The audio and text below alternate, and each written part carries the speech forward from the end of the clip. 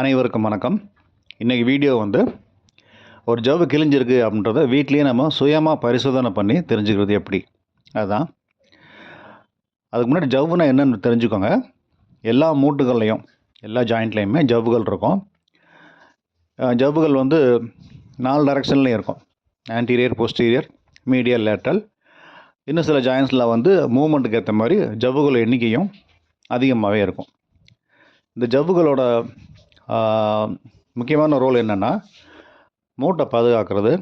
எக்ஸ்ட்ரீமாக அதிகமாக அதுவும் அசைஞ்சு மூட்டு டேமேஜ் ஆகாமல் மூட்டில் இருக்க அசைவுகளை மூமெண்ட்டை குறைச்சி அதை லிமிட்டாக வச்சுக்கும். ஒரு ஸ்டெபிலிட்டி கொடுக்கும். மூட்டுக்கு ஒரு ஸ்ட்ரென்த்து, ஒரு ஸ்டெபிலிட்டி கொடுக்கும்.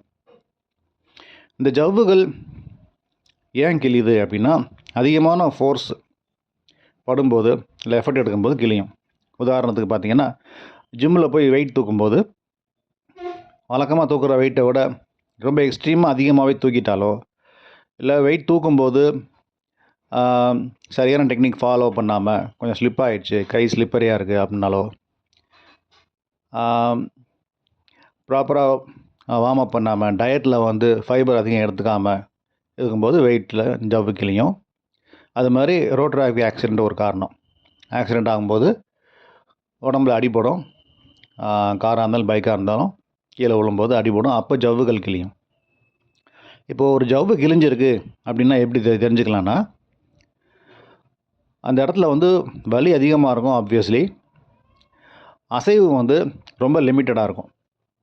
கை அசைக்க முடியாது. இடுப்பில் பட்டிருக்கு அப்படின்னா குனிஞ்சு நிமிர முடியாது. காலில் ஏதாவது மூட்டுகள் ஜவ்வு கிழிஞ்சிருக்கு அப்படின்னா அங்கே அந்த அந்த அந்த மூட்டில் வந்து அசைவு இருக்காது. அசைச்சா ரொம்ப அதிகமான வலி இருக்கும். இப்போது வாண்டடாக நம்ம வந்து அந்த இண்டிவிஜுவல் அசைக்கும் போது தான் வலி இருக்கும். வேறு யாராவது அந்த அசைவை கொண்டு வந்தாங்க அப்படின்னா அப்போ ஃப்ரீயாக மூவ்மெண்ட் போகும். ஸோ இது வந்து ஒரு டிப்பிக்கல் சிம்டம். இதை வந்து எளிமையாக குணப்படுத்தலாம்.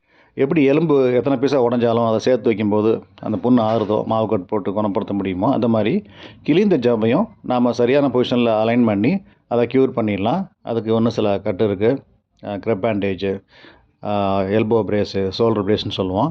இது மூலமாக வந்து நிரந்தரமாக நல்லபடியாக குணப்படுத்தலாம்.